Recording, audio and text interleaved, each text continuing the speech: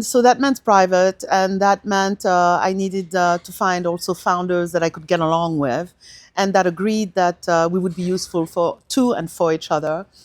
It needed to be local, and I just needed to get that feeling when I saw the thing. And I'm walking around Zoox in the process of interviewing and trying to decide what to do or not to do. And I see the robot from the corner of my eyes, and it had not been revealed yet. And so I was walking around with Jesse, and I said, "Hey, I know it hasn't been disclosed or revealed, but may I please, get closer?" And he's like, "Yeah, no problem." And it was an early version of it, but I was like, "Yeah, I can see this." And so the first thing is, when you're passionate about something or almost in love with it, it's sort of like there's no pain, or you don't feel the pain. Pain is just something you have to break through. Most robotics demos never ship. Deployed is about the ones that do. This is Deployed, where physical AI gets real. Well, lovely to have you today. Aicha Evans, CEO of Zoox, subsidiary of Amazon, but one of the survivors in the self-driving world. I want to get into your impressive career. You rose very, very quickly at Intel. We were fortunate to meet. I don't remember exactly when, but when we were talking about leadership roles at Amazon before you had taken the role at Zoox. And so I remember being really disappointed that we didn't bring you on, because I was so excited in the conversation we had had. And so then I was extremely excited when you came into the Amazon fold. Of course, then I left in 2020. But so amazing background, amazing story. I mean, Senegal, Paris, get into all that. What was your first experience in an autonomous vehicle, and what did you think? So first, thanks for having me. You really took me down memory lane. It was 2014 or 15, by the way. It's really great to see you. My first exposure to autonomous driving, a lot of people assume that it's Zoox. It actually wasn't.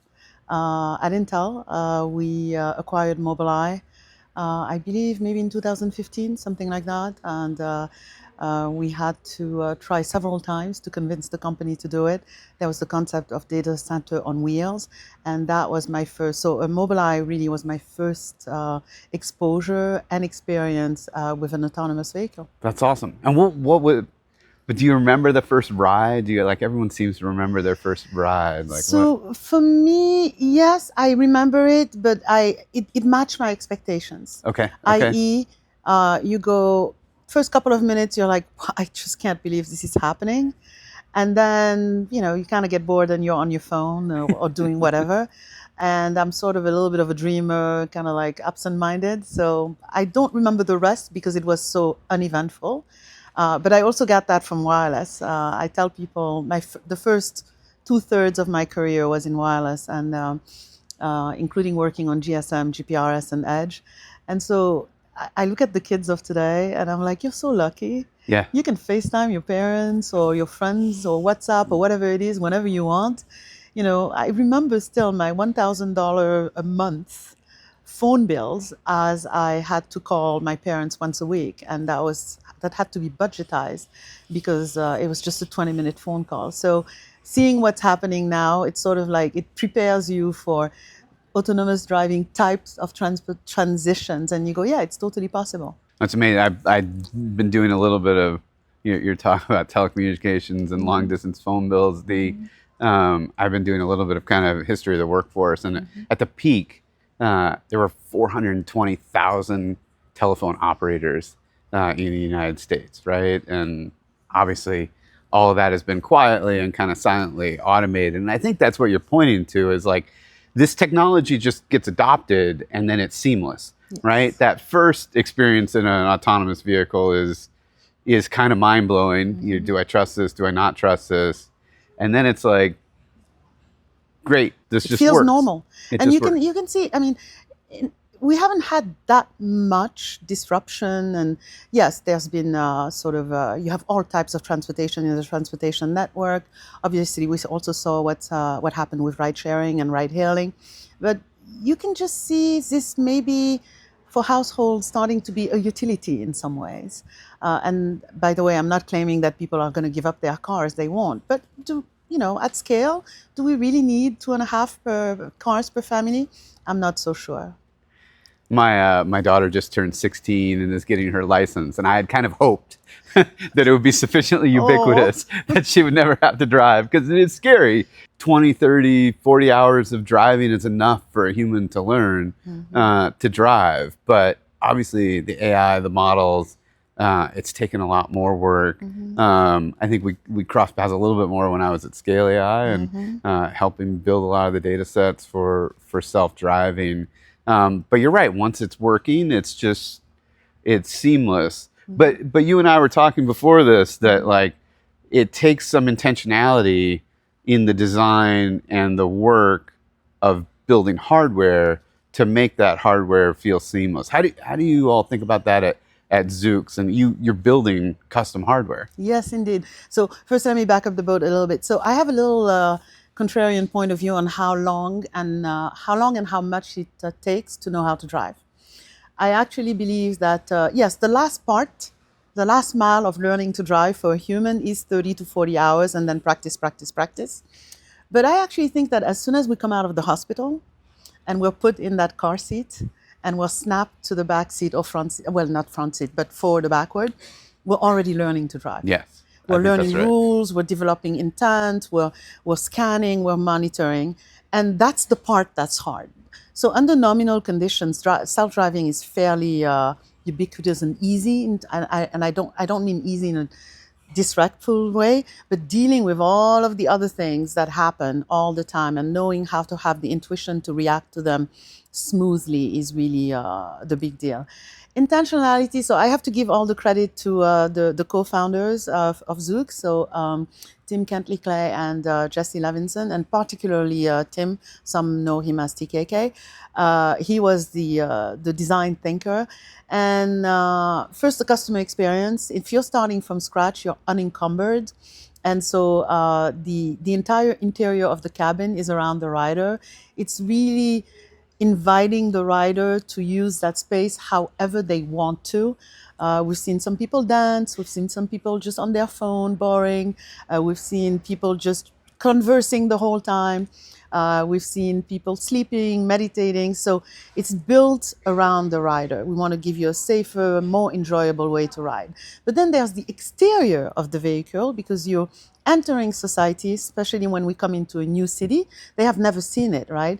And so it's kind of cute-ish, or at least so we think. Yeah. I'll see what the comment section says. When you look at the front of it, there's a little bit of a smile and sort of inviting, wanting to be invited to blend into the environment that it and the communities that it enters. Yeah, and it has some like association to a bus in the proportion, and yet your own, right? Your own kind of space and vehicle. The London cab is what we like to say. It's basically the modern London cab. It was part of the inspiration, because the footprint is important, right? You make it too big, then maneuverability, and especially in dense urban environment, which is where the demand starts and then it moves to suburbs. You want to be very maneuverable. You want to make it easier for the AI to do the driving. So a lot of people, you want it to be safe, obviously. A lot of people think that we decided it was going to be bidirectional. That's not entirely true. True safety, i.e., talking about the 360-degree view all around the vehicle, and through redundancy, so aviation principles for safety, we ended up with two halves, basically. And then if you have the two halves, you can be bidirectional. Right. And that's been quite helpful when we've run into blockages because of a construction zone or last-minute closure. That's been very practical for PUDOs, picking up and dropping off. And so you have to think about essentially the operation within the environment, and knowing that you don't have a human to do any of the little maneuvers that a human driver does in addition to the driving. And I noticed one yesterday. I was in San Francisco I where hope she the behaved for you. Yeah. where the both sets of wheels. Yes. Well, so you can turn in a very tight. Yeah. Does it spin the other way where it can kind of slide sideways if it needs It can. to? We haven't enabled it on public Okay. roads yet. We're very deliberate in our sort of, tiny, small, medium, large crawl, walk, run, and also gain the trust of Yes. the public, the communities, the riders, the regulators. And so we haven't enabled it yet, but that's coming. It's been really tested very well, and it will help us in two ways. First of all, pick up and drop off again, and frankly, in defensive driving, which it turns out that is one of the harder next pieces to solve. Because we should be able to, the humans are very good at Right. defensive driving. Right. Right. And so you can think about lateral, like, oops, I'm just going to get Right. away from a bad situation. Yeah. As opposed That to motorcycle comes zooming around that hard corner. exactly, Yeah. and within lane as opposed to a pure lane change. Yeah.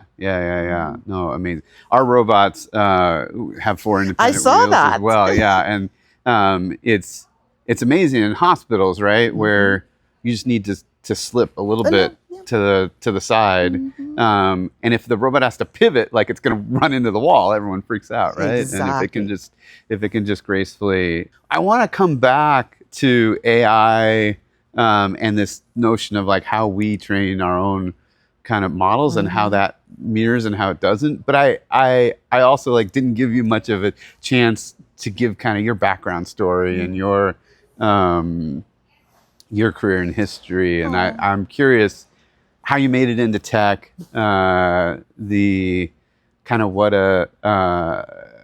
an upbringing in Paris is like. Like, yeah, give me those stories. What's your story, lady? Yeah, It's pretty boring. I'm sure it's not boring. Well, first there's an element of luck. My dad was in telecommunications, so I bounced back between Senegal and Paris, and really saw firsthand. Alcatel, for example, was laying cable all throughout Africa to bring up telecommunication. And I sort of saw what that made possible in terms of access to technology. And then my family, people are well educated in my family. So that's just the way it worked out. And so there wasn't really, you're not going to go to college. Or my parents played the game of expectations, essentially. And so you had to be good at math, physics, and just in general, also philosophy and humanities. And I ended up in Paris. I was good at math and physics, not so good at biology, which I think my dad thought that I was doing on purpose, but I just don't have that kind of memory. I enjoyed building. And so, for example, because of the phone bills, I had to hack the little phone things to make my phone calls, even though on the other side the bill still came. But at least when he locked the phones with locks, I could still communicate. In the middle of all that, though, grows up this girl she's Senegalese, but she's also kind of Frenchy in some ways. And my dad liked the results from an educational background standpoint and education performance. He did not like or enjoy the results from a societal standpoint. So we started arguing a lot. In the end, I wanted to study computers. I could see that was the future. And I ended up in the States. His only condition was that I go to school in the DC area because he knew people there who was going to, I don't know, keep tabs on me or something. Right. And I ended up doing that. But then I met my husband, who's American. We have 2 wonderful kids together. And so that established sort of an American life. And I get a thrill out of building and just conceiving something that you think it's going to be useful, figuring out how to build it, what it should do, how it should do it, and then it does it. It's just, I mean, it's thrilling. I was just at our factory where we started start of production, not the full run rate yet, but we're on full production tool, serial production. And today somebody was like, we could just see how happy you were. I'm like, darn right, I was happy. I mean, it's lovely. And it's a thrill to get to that point. Well, and I think what's amazing and what's fortunate for us is we've been able to build and have impact in multiple different tech. Like I started, internet, Netscape, and then cloud computing. You did wireless, right? Like that's a whole career in and of itself. And rose extremely quickly at Intel.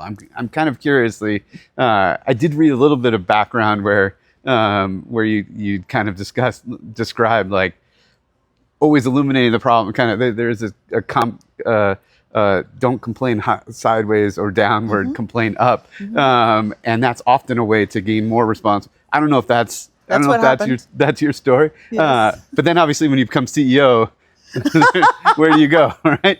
I did have that moment when I arrived at Zoox. After about a week and a half, I was like, wow, there's no complaint department. I'm the complaint department. That was thing one. Thing two, I'm a little bit of a change agent, rebel. And if something's not working, or if you really want something to happen, I don't like no. I'm like, okay, well, what's the problem statement? How can we break it down? Is it worthy? If it's worthy, how do we do this? How do we try? How do we get started? And, bureaucracy, process, all that can drive me crazy. So I was part of the complainers, and hopefully I tried to solve a few things. Yeah. And tell me a little bit when you did come into Zoox. Could you weren't building it from the ground up, but you inherited a team and a culture and a vision, and then had to both, I think, absorb that and then probably adapt it, right? Yeah. And how did that work? The first thing is, why did I go to Zoox? I went to Zoox because I was like, okay, it's time to do something new. If something interesting pops up, after tasting wireless, I'm like, it has to be impactful. I didn't want a public company because I felt like I had a few years with my kids left at home and I wanted to see them. Not that you can't when you're at a corporation, So do a but startup and no, but at a startup, you're the master of your time, Okay, though, right? okay, If you want to do the work at 3 a.m., you do the work Yeah, at 3 a.m., yes, right? fair enough, fair enough. Whereas at a big corporation, that's Sure. not, I mean, it's possible, but that's not the norm, shall we say. Yes. And then, so that meant private, and that meant I needed to find also founders that I could get along with, and that agreed that we would be useful to and for each other. It needed to be local, and I just needed to get that feeling when I saw the thing. And I'm walking around Zoox in the process of interviewing and trying to decide what to do and not to do. And I see the robot from the corner of my eyes, and it had not been revealed yet. And so I was walking around with Jesse, and I say, hey, I know it hasn't been disclosed or revealed, but may I please, get closer? And he's like, yeah, no problem. And it was an early version of it, but I was like, yeah, I can see this. And so the first thing is, when you're passionate about something or almost in love with it, it's sort of like there's no pain, or you don't feel the pain. Pain is just something you have to break through. So I arrived at Zoox. The mission was sound. I was very proud of the team for already having a business model, because what's really important is we are not in the business of selling personal self-driving cars. We are a fleet of robotaxis, and the rider does the riding, and we do everything else.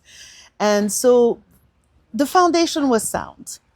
There was a little bit of the up and down cycles of self-driving. Oh, it's going to happen tomorrow. Oh, it's not. Oh, it's going to happen tomorrow. So sort of creating a little bit of a guard band. This is going to take time. There are a lot of parallels with aviation. Capital. You could see that there were a lot of players, but this just takes a lot of capital on many different fronts, talent. And then how do you create? I basically established or help establish the rhythm of every 2 years. What do we need to do and why and how? And then we just started going after each problem statement. Super grateful to Amazon. Really, really grateful to them. Having the luxury to really just focus on the work and doing the work. And then a lot of patience. And telling people, I'm not coming here to fix you. You're not broken. I'm coming here, and I hope that a year from now, you won't even remember that I wasn't here at the beginning. Right. Because we join forces and we make it happen. And then we execute to the rhythm and pace. When we do well, we celebrate. When we do poorly, we pause and say, hey, why did this happen? What did we learn? What do we need to do better? And we keep going. And next thing you know, you have robots, as I'm talking to you right now, in San Francisco, Miami, Austin, and Las Vegas. Especially in Las Vegas, it's open to the public. There's not anybody can ride, and that wake up, go to work every day, and then come back and do it again. One of the fascinating, I think, debates in venture world right now and the physical AI world is, I think there's this thesis that heavily hardware-oriented companies come from, that the AI is going to commoditize and China will give us a bunch of open source models. And then on the pure physical AI side, the thesis is the hardware is going to commoditize and China's going to give us a bunch of cheap hardware. And somehow both scenarios, we're like dependent on China to give us free stuff. Obviously, we're taking the thesis that both are going to be hard. Neither is going to commoditize. It's important to be full stack in this. Zoox has kind of had that thesis from the beginning. It's fascinating to see Waymo's now running a new type of vehicle that's more custom. Alfred Lin was on this show and said, really, self-driving is the first instance proof of physical AI. And I'm curious the advantages you see of kind of marrying that to hardware, and maybe how you think about, obviously China's pushing cheaper vehicles, electric vehicles. Like, how do you think about that playing out over the next 5, 10, 20 years? That's a lot. So on China, it's interesting because we kind of dealt with the same topic in wireless, right? They were going to bifurcate into the TDS CDMA world, and we had to all get back together and kind of unify the standards. So the bottom line is that China is going to be successful. They have smart people. They have a local market. Just when you go there in 10-year chunks, you see the willpower and the grit to modernize. And I had a team there, used to have a team there, so I used to go a lot. So I don't really concern myself too much with that because I'm like, there's no God-given right for just the Western world to do this. So I think both the US and China will be successful. And I think in Europe and the rest of the world, we'll see what happens in terms of producing versus being consumers of the technology. I start there. I think that the hardware, and this is a personal view, the hardware-software debate is actually misplaced. Most people who are good at hardware, it's very difficult for them to give software the same I'm speaking French, sorry, the same first place decision rights. Most people who are very good at software, it's very difficult for them to give hardware the first, like that you're at the table with the same decision rights. So I think the secret is actually hardware and software people who can sit across the table, look at the system, look at the product, look at operations, look at the requirements and say, where are we pushing on the hardware front? Where are we pushing on the software front? How do we blend the two together? And how do we make sure that the product is also serviceable? In our case, in self-driving, you also have the safety element. And the math also. We're never going to be perfect. I say this all the time. We're going to strive to go there. So the thing that I am afraid of, I should be afraid of in terms of commoditization is whether I think that hardware-software integration is going to commoditize. And so far, I see no signs of that. And it's just not in the mindset of people. Now, I do think I am in the camp that eventually the models will commoditize. You just see the race right now, and I'm not making any judgment on anybody. But, the internet also commoditized. That doesn't mean some people didn't win. Right. Right. So to me, that's a false Money debate. was made. Exactly. Yeah. And when you talk about starting at Zoox, I think it was, I looked at the 2019 California DMV testing report, and I counted. There were 70 companies who were either testing in California or had a permit to test. And guess what? There aren't 70 right now. So the cream will rise to the top. And it's really about understanding the performance requirements of the system and hardware and software sitting together, and also giving decision rights to testing. Because nominally, yes, even these days, hacking a car together with some sensors and some AI software to make it drive, not that hard. Yes. But you better have a safety driver in the seat. Yes. Well, in the AI world, it's all evals now, right? That's the evals rule, right? That's it. I think for a physical system, the real world is the eval, That's right? it. Can you operate in the real world? And I think that's where software That's where hardware folks get frustrated with software, because software can live in this ethereal cloud of their own logic diagrams, and hardware has to live in the physical world. But then the software folks sometimes get frustrated because hardware doesn't think big enough about the way you can relax some of those constraints. And the cost of a mistake. Yes. Yes. This is really, really one of the hardest things at Zoox for me is the context switching. So, one morning I can be talking about brakes and steering and suspension and supply chain for that or what have you. Then in the afternoon, you're talking to people about cameras and lenses and field of views and how many beams and so on and so forth and redundancy. And then you're talking to firmware people who are writing drivers for all those things. Then you're talking to the AI folks. And are we talking perception? Are we talking motion planning? Are we talking prediction? And then the cloud folks, right? The app and software. And they're like, well, there are too many processes and you're not letting us check in fast enough and release fast enough. And I'm like, hey. We have to talk about the cost of a mistake. Right. Right? Sending the wrong image to somebody that might be, annoying, and you might get another shot at the customer. But checking in the wrong thing and then the wrong thing happens on the road, that's not something we do. And so finding the intersection of all of those mindsets and helping translate for each other so that it makes sense and understanding. I mean, we've driven 3 million miles, and I have seen things that. And I know that's still small, but for us, that's big relative to where we were and getting on public roads really in an open way. And it's crazy out there.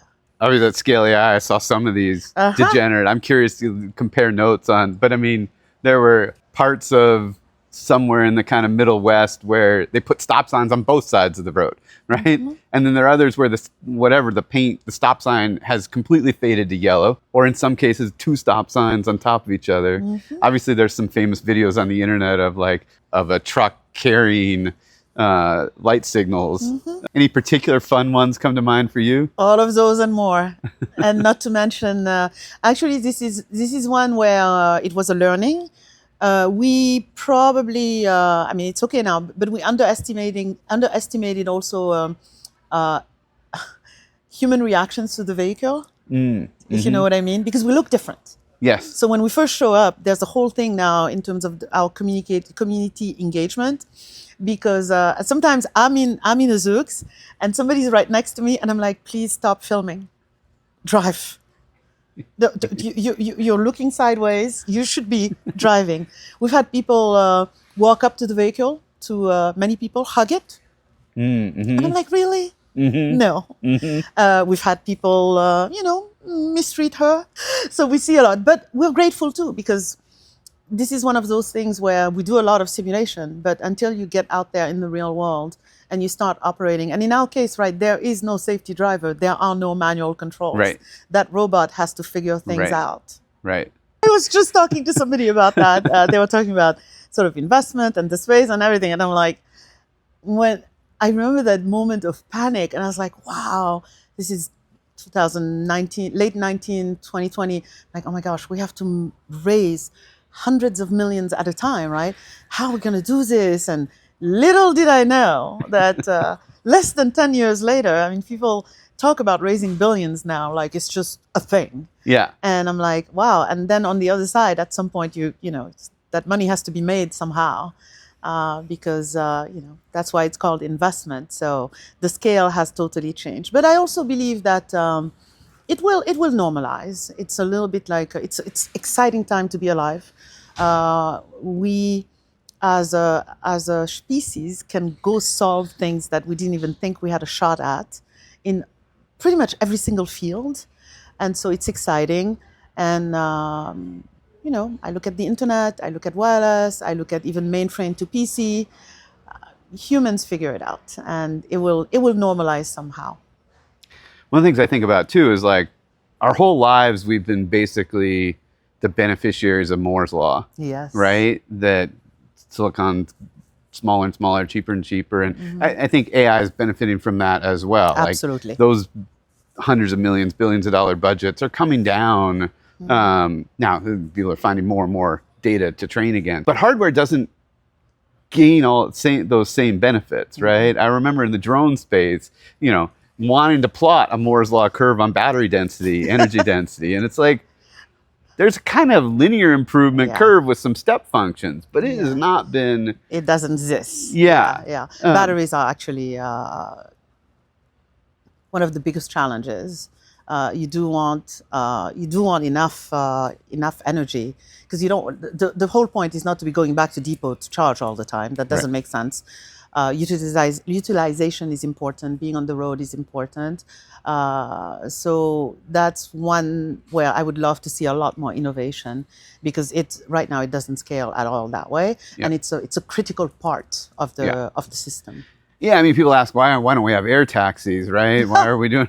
And it's battery density, right? It's not that we can't build things that fly or build things that fly autonomously. It's the energy density, weight doesn't make the system work. And actually, when it comes to eVTOLs, you also have how you design the batteries. Like, with all due respect, in a Zoox, right? Whether I'm sitting on top of the battery or it's a flat battery pack, it's sort of like one big or two big pieces. When you're flying, you have to distribute weights very carefully, right? So, and then that creates another level of physics in terms of how do you aggregate and so on. So I hope there's a lot of innovation in that space. That's one where China is innovating faster than we are. And I hope there are a lot of startups out there working on that problem statement. Yes. So back to AI, your story about how we learn very much from the beginning. Like, I think we as humans don't always realize. I was talking to my daughter about this, that my father was a wildlife biologist and a photographer. And so he had a photo on the wall in our home of a spruce grouse sitting in a spruce tree. And a spruce grouse is very camouflaged in a spruce tree. I couldn't see the spruce grouse until I was 8. Yeah. I couldn't see it at all, right? And when we think about self-driving, like we started by labeling every individual stop sign and then every trash bin with separate models. And then we started to kind of fuse end-to-end models. But now there's another kind of leap to, can we build world models and learn in those? I'm sure you can't share full details of how Zoox thinks about this, but what can you share about that kind of progression and how you think about how AI has evolved in the last exciting 10 years? Times. The last just year and a half, 2 years, super exciting times. So a couple things. We think about on-bot and off-bot. So on-bot, I would say a lot less heuristics and just more learned trajectory, more machine learning in perception, more fusing of raw sensor data, and so on. So that's been really great, but still with guardrails. Because we've seen enough in those 3 million miles that no matter what you prepare for, there are things that, and sometimes the output is just wrong. And so having guardrails is really important.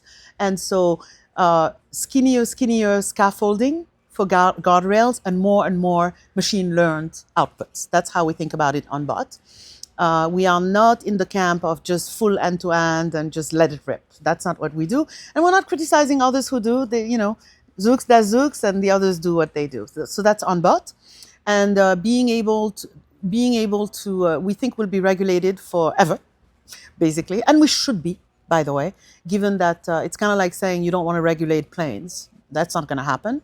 And so having some level of traceability, having some level of what happened and why did it happen, and being able to surgically go in there and make modifications without having to retrain entire big SWAT. That's how we think about it on bot. Off bot is the most exciting space right now. It is amazing. We haven't announced anything yet, but let's just say watching simulation now, taking a scene and make it snow, make it rain, move things this way, move things that way, and doing it like so quickly and seeing results has been just enlightening and fascinating. So, and it's helping us move faster. It's also creating new problems.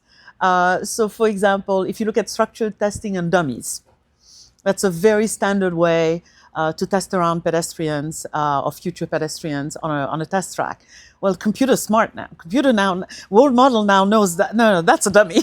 And so you do have to adapt and adjust some of your things, but it's just making us go way faster. It's making us generalize sooner, and it's giving us the opportunity to look at variations and combinations in a realistic manner a lot quicker.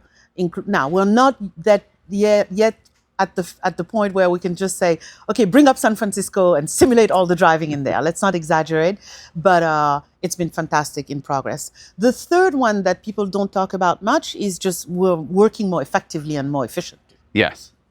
Generating code is almost free now. And so now the work is in verification and validation.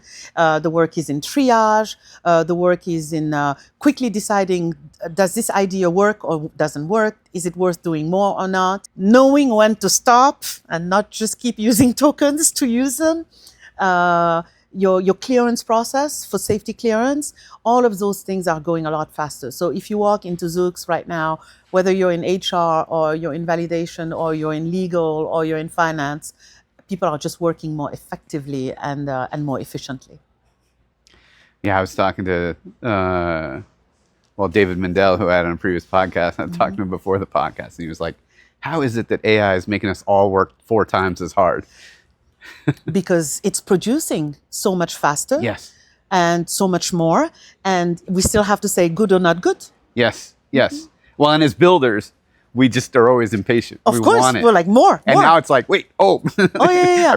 More comes out. Yeah, it's but it is intense too, and it's dynamic, and it's you have kids. How do you think about kind of the future of the work? Well, we talked about kind of there really are no operators anymore. We've gone through workforce transformations. I was talking to an Uber executive who said, throughout his tenure at Uber, there was no reduction in taxi drivers in any city where they deployed in. We have just time expansion. Demand, right? But then the counter argument is obviously, man, this change is happening so fast. How do we absorb it?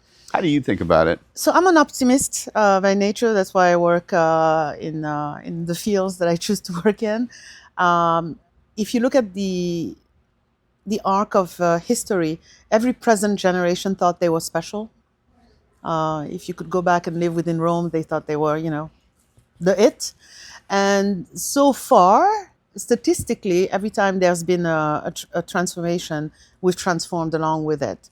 And there's been a time expansion, more people going to school, more people having access to things, better technology, better health, better medical outcomes, and so on. So it's difficult for me to imagine that it would be different this time around.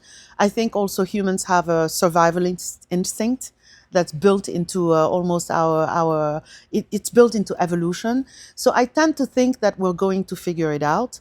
And there will be more opportunity. And if you could wake up somebody who passed away 2,000 years ago magically, and then you put them right here, right now, they would be discombobulated. They couldn't function. So I think over the long term, we'll figure this out. However, I think the transition is going to be tough. I think that we have a responsibility to make the technology and the how to use the technology more accessible and more simple. I love that with these new models, one of the things that came with it is prompting, because you don't need a PhD in I don't know what. Now, the quality of the prompting might be different. So I think access is key. And with my kids, I tell them there are some things that I think are important. You need to learn to work hard and respect working hard. You need to be a good human with good values. You need to be able to recognize a problem, describe a problem statement, and learn to break it down. You need to learn to listen to different point of views, even if reasonable people can disagree. So I think there are some fundamental skills and lessons that people still have to go learn and get better at. And the technology, the synthesis between the technology and humans will work itself out. Some transitions might be difficult because of the speed and the rate at which things are happening this time, but I'm on the optimistic side of this argument. Yeah, I am as well. And I mean, I think as builders, it's an amazing time to be a builder. And that's what or as creators, builders and creators, like the tools.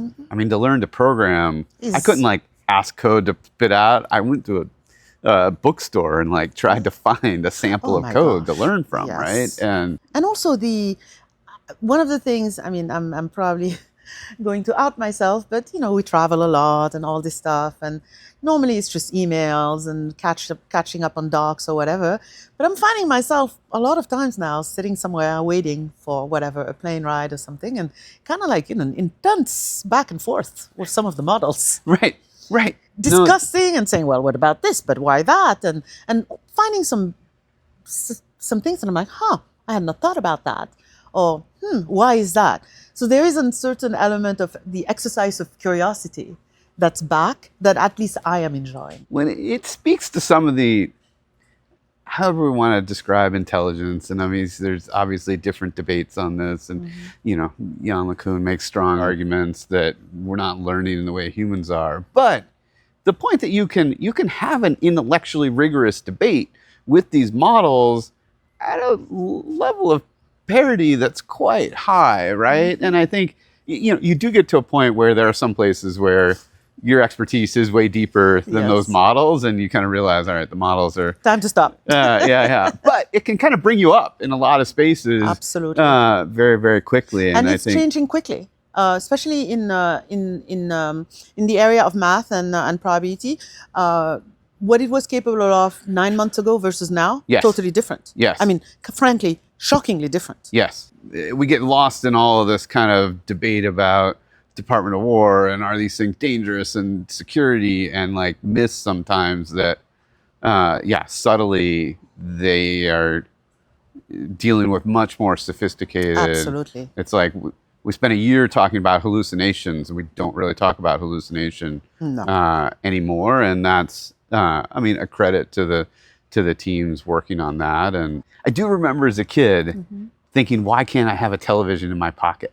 Right? Why can't I watch a basketball game on a device in my pocket? No problem right now. Yeah, when I was 6, I'm like, this should exist. Why doesn't this exist? Everyone would want this. Well, yes, everyone wants it. It does exist now. And so that, but if you'd said, hey, we'll have self-driving cars, and we tend to like be annoyed by the things we don't have yet, right? Why is there not, Rosie the robot cleaning everything in our house for us? But what we do have is really, really incredible and really impressive technology, and as builders. And so that's what I'm excited about for this next generation. And the native ones, right? Because they're going to be native, like we're part of the transition. That next gen is going to be native in this space, and I think we owe them to not underestimate their power of imagination and action. Yes, I agree. Yeah. I agree. Well, it seems like a perfect place to end. This is a lovely conversation. Thank you so much. So good to see you. Oh, I'm the one who thanks you. I always enjoy our conversation, including that interview. So it's good to see you, and congratulations. The robot looks really cute and busy and effective. So yes. Good work. Thank you. Thank you so much. Good to see you.